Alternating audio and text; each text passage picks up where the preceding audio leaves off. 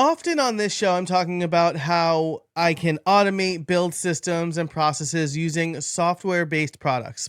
But one of the most invaluable pieces of hardware technology for me is the Elgato Stream Deck. It's a streamlined way for me to manage live streams, devices, and automations. I absolutely love it. In fact, since getting my first 15 key Stream Deck like 5 years ago, I've expanded to a 32 key and I bought two more Stream Decks in the meantime. Every year, I end up updating my how I've configured my Stream Deck blog post over on casabona.org, but this year I decided to actually release an episode about it. So today I am going to tell you all about how I am using my three Stream Decks. Let's dive into it. First of all, if you don't know what a Stream Deck is, it's a hardware device with programmable buttons that you connect to your computer. It connects to services like OBS or Ecamm Live, which are both kind of video production software, YouTube, Twitch, Philips Hue, Apple Shortcuts, and so much more. A lot of streamers and podcasters use it to manage live recordings and their environment during live streams. For example, if you ever see me change colors for my lights during a video, I am doing that with my Stream Deck. I'm also starting timers and changing camera views and doing all sorts of other fun stuff thanks to the Elgato Stream Deck. It's like having a mini control room that only needs one person to manage it. But it also makes editing YouTube videos a lot easier, adding lower thirds and URLs and transitions with the push of a button sure beats doing all of it in post-production. Outside of the actual video production stuff, I am controlling my home, starting other applications, bringing other applications or websites to the forefront with the push of a button, starting Pomodoro timers, starting regular timers, and like I said earlier, executing Apple shortcuts. When I tell people this, a common question I get is, why can't you just use keyboard shortcuts? And I do. I love keyboard shortcuts. I even have Raycast modifying my caps lock key to make it a hyper key, which is on the Mac when you press Command, Option, Control, and Shift all at the same time. And I use that so I can have even more keyboard shortcuts. But you can't put custom graphics on keyboard shortcuts. And the truth is the Stream Deck makes it way easier to remember certain actions. There are times where I'm unsure of what the keyboard shortcut is, but luckily I have it mapped to a key on one of my Stream Decks. Plus, the Stream Deck makes certain integrations, like with Philips Hue, easier, and the same thing goes with Ecamm Live. So that's kind of my preamble for this. I'm going to show you or tell you how I have set up my Stream Decks, and you can find the blog post over at casabona.org. It'll be in the show notes. It's casabona.org/stream-deck, so you can find it in the show notes. And if you are watching on YouTube or you want to watch on YouTube, I will be sharing my screen, though it's not really anything exciting. You're just kind of seeing the Stream Deck app up on the screen. Okay, so let's start with how I'm using the Stream Deck XL. Like I said, this replaced my 15 key Stream Deck because I quickly ran out of keys, especially because there is support for Keyboard Maestro, which is one of my favorite keyboard shortcut apps, and it's just wonderful. So let's dive into it. This is page one I'm going to be talking about page one of my Stream Deck first. And the way I'm going to do this, I lay it out in the blog post too. I'll be going row by row. So the Stream Deck XL has 4 rows with 8 buttons. That's how you get 32 keys. And my Stream Deck XL actually has 2 pages. So it does have paging abilities. So starting in row 1, I have the ability to turn on the Focus app, which I think is over at heyfocus.com maybe, or heyfocus.app, heyfocus.com. The Focus app will block distracting websites and apps. And so this runs a shortcut as well. I start the Focus app, it runs a timer It sets my focus modes on all of my devices to green zones, which kills all notification except texts and calls from my wife and my kids' schools. And when I want to do deep work, I push that button because, again, Focus is a great app that will straight up close my email app, for example. I compulsively check my email app. And so one of the things I make sure to do is when the focus timer is running, when I'm in a deep work mode, I can't check my email, I can't check Slack, I can't go to any of the distracting websites. I also have a bunch of timer buttons here. So I have the ability to start a timer in Timery, stop Timery, and then add time to whatever project.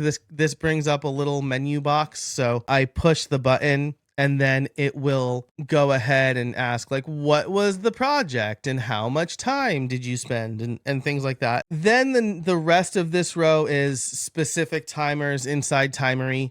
So I have a writing timer, a general management timer. Then I have the Apple Music button. I very rarely use this. Like, to be honest, I could replace it with something. I just haven't thought of something better. But it is a way for me to open Apple Music very quickly. And then 4 more timers. My timer for when I do RSS.com work, my timer for when I do Wizards Guild coaching, my timer for when I do just regular coaching, and a personal timer, which I will generally attribute to if I have a therapy appointment, or if I am doing something for the kids, or if I go to the gym. I'll push the button, go to the gym. When I come back, I'll stop that timer. The third row is the first 4 buttons are Apple Music controls. So previous track, play, pause, next track, and shuffle. And then 4 more timers, my CRM timer, which is sales-based calls or sales-based work. So if I'm doing cold outreach or just outreach in general, following up, stuff like that. The podcast timer, which is running right now because I am recording a podcast. The product work timer, which I usually do when I'm doing like website copy and stuff like that. And then a website timer because while I don't do a lot of web development for hire work, I do have a couple projects right now. I generally try to work with nonprofits on that stuff. And so I do run a timer for that. The bottom row is a variable row. So there are a number of shortcuts. The first one will take a list of markdown links and turn it into a YouTube friendly set of links. So this is like if I'm copying something out of Notion for a YouTube video, I'll run this shortcut. It'll replace the text on my clipboard with YouTube friendly links because otherwise it's just plain text. Then I have the turn off all of my key lights button, the turn on the office shortcut, turn my lights red, turn my lights white, turn my lights streamlined solopreneur yellow, and then a shortcut that will replace my custom Tela URL with the tela.tv URL because some services don't recognize Tela's custom URLs when you're embedding. One is Circle, and I'm embedding Tela videos in Circle all the time. So especially Tuesday, Thursdays, I am pushing that button dozens of times per day. And it'll take the URL, look for the domain videos.casabona.org and replace it with tela.tv so I can embed that video. The last button on page 1 takes you to page 2. And this is really like a mishmash of stuff. So I'm not going to go row by row here because all the rows aren't filled up. But I do have a number of buttons here, largely for different scenes in Ecamm Live. So I have my Dcam, which I think is a different set in my office. I have OBSBot Tail 2, which can do pan, tilt, and zoom. And so I've configured the camera to point to a different part of my office where I can do talking head videos just with a different set. And then I do have the E camera. So I'll get to the A, B, and C cameras in a minute because they're on a different stream deck, but that's the D camera that shows a different set. The E camera crops my primary camera just slightly differently in Ecamm Live because if I'm standing or sitting, I want the frames to be a little different. I have a sit-stand desk, so I have different zooms for the different views there. I have a split screen. I have a button that just brings up the Taylor Swift gif of "It's me, hi," because I end up saying that a lot. And the rest of the buttons are really different scenes for live streams, bringing up comments, and scenes I'm more likely to swap out based on the video I'm creating, which is why there's a lot of open space on page 2 of the Stream Deck. So I can just kind of drop scenes in there and like not have to delete stuff. I do have one that's really nifty. It is called Add Marker. It's in Ecamm Live, and it will allow me to basically add chapter markers. So I could be talking, I can press Add Marker, and then I can put in text like page 2 of 32 key, right? And then it'll timestamp the video with the text in a text file when I'm done recording. So if I want to add chapter markers to a video or podcast episode, the add marker button is really clutch. I always record in Ecamm Live, and so that's been super helpful for me. So 32 key Stream Deck. Page 1, very organized. I've arranged the buttons in groups based on how easy they are to reach. Page 2, the Wild West, just various things in various places. But that's okay because I'm usually not looking at page 2. So that's my Stream Deck XL. Let's move over to the Stream Deck Plus now. This is also something where I have 2 pages. And if you look at either the video on YouTube or the screenshot in the accompanying blog post for this episode, you'll see a couple of things. This might drive people crazy the way I've arranged the letters, but again, these buttons are based on how easy they are for me to reach with my left hand. Just so you get an idea, I'm looking at my desk and my Stream Deck XL is on the furthest away on the right, so I'm reaching for it with my right hand. My Stream Deck Neo, which we'll talk about in a minute, is right next to it. And the Stream Deck XL is on my left, and that is, I can get that the closest to me, and it's also right under my like low profile boom arm. I've kind of arranged things based on how easy these buttons are for me to get, but it does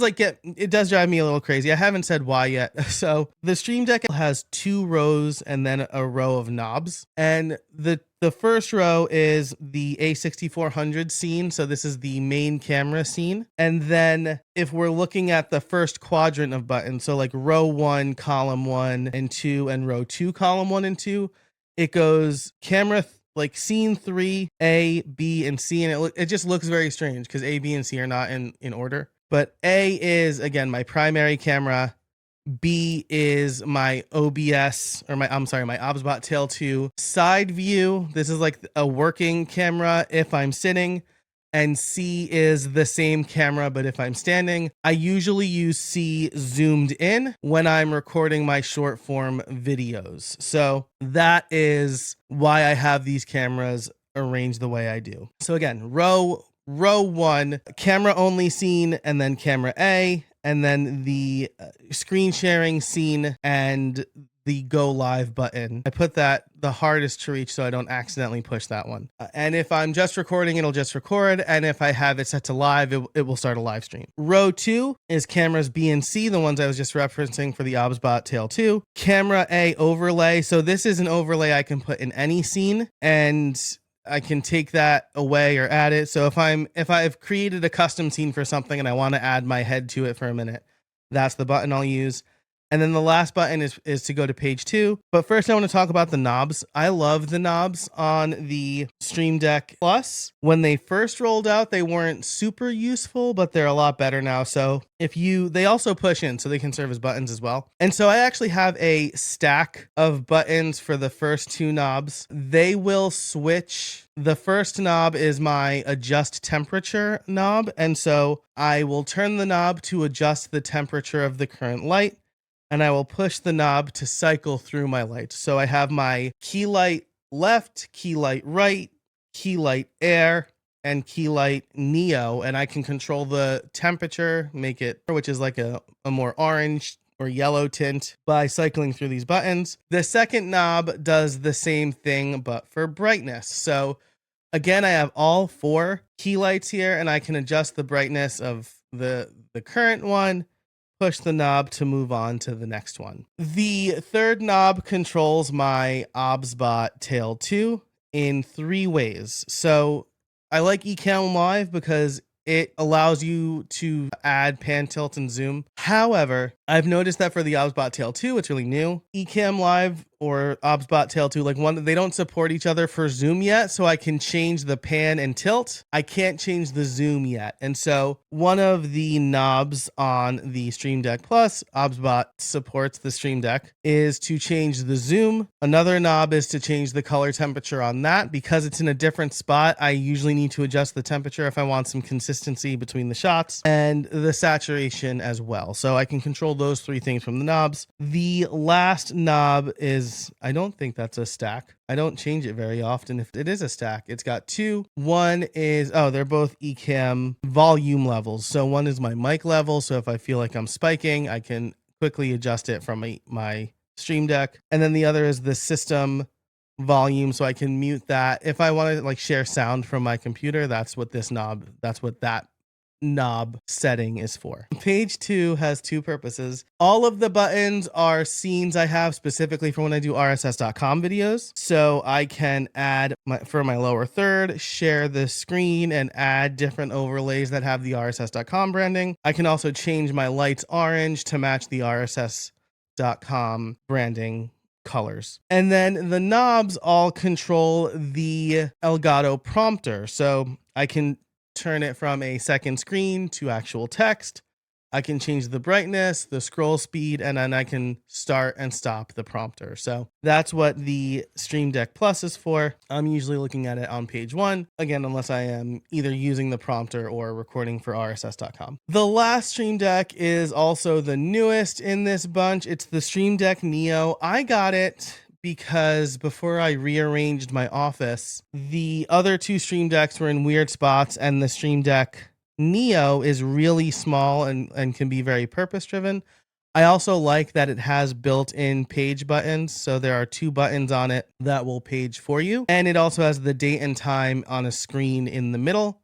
And that's really nice too. It's a really easy way for me to glance the time. So here's how I'm using the Stream Deck Neo. It's got two pages as well. The first page is usually for tele or screen recording. So if we're doing row 1 has 4 buttons, I should say the Stream Deck Neo has 8 buttons. So row 1 is start and stop tele recordings. Button 2 in row 1 is restart the telerecording. So if I mess up, I can just push the button and restart. Button 3 is turn on do not disturb mode on my computer, so that if I am recording or trying to focus, but I don't want to go into green zone or start my focus timer, I can just turn off notifications. Usually I'll do this if there's like a group chat that's popping off that is just like annoying me. And then the last button in row 1 is screen record, and this will use CleanShot X's screen recording function.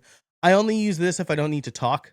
And usually it's I'm like sending a demo, creating a GIF on how to do something, or working with support for some reason. Row 2, starting at button 1, is preview for tele. So when I am done recording a video for tele, I push that button and it takes me to the video I just recorded in the tele editor, so I can quickly edit and export if needed. And then the second button in row 2 is delete. So if I mess something up, I delete it. The third button is currently red. It's just like a red cycle button. And this actually tells me the status of my recording light in the kitchen. So I've run into an issue where I have some automation run at some point that turns my recording light red even when I'm not recording. And that's really annoying. And so having the visual representation here tells me, oh, the recording light is red, even though it shouldn't be. So I push the button and it'll turn white. And so it's a nice way for me to quickly glance the status. And then the last button in row 2 on the Stream Deck Neo is to bring up the Stream Deck app, because the Stream Deck app runs headlessly. And if you navigate away from it, it can be hard to find again, which is very annoying. And so I just have a button to quickly bring it up. The second page of the Stream Deck Neo is all stuff I do in Zoom. So the first button in row 1 will move the Zoom window from either my prompter to my studio display or vice versa. I will use this if someone is sharing their screen, because I like to have it on my prompter so I can make eye contact. But if someone's sharing their screen, I want to see the bigger version on my screen. The second button is to toggle video. The third button is to share my screen. And the fourth button is to record the call. Going to row 2, the first button in row 2 is to show the chat so I don't have to go find it. The second button is to mute my mic. And then I've got 2 buttons that I'm experimenting with because nothing has worked consistently so far. One is to leave the call. And so if I am not the host, I can push this button to leave. The last button is supposed to completely end Zoom. And it should be a multi-step action of open Zoom, end call, delay for a second, and then press enter, which should effectively press the end meeting button and then confirm on the dialogue. And it just hasn't worked consistently, which is very frustrating, but I'll figure that out. It's important enough for me to have as a button on my Stream Deck. So that's the whole tour. That's all of it. I hope that it wasn't too visually reliant, though there is a YouTube video if you do want to see what I'm talking about. I suspect that if you prefer like reading through this, you can find that over at casabona.org. But let me know what questions you have about the Stream Deck and how I'm using it, or if you have questions about how often I change things or how I manage a bunch of stuff, let me know. But that's it for this episode. I hope you liked it. You can write in at streamlinedfeedback.com. That's streamlined with a D feedback.com. You can find all the links I talked about in this episode in the show notes or the description, wherever you're listening or watching. And until next time, I hope you find some space in your week.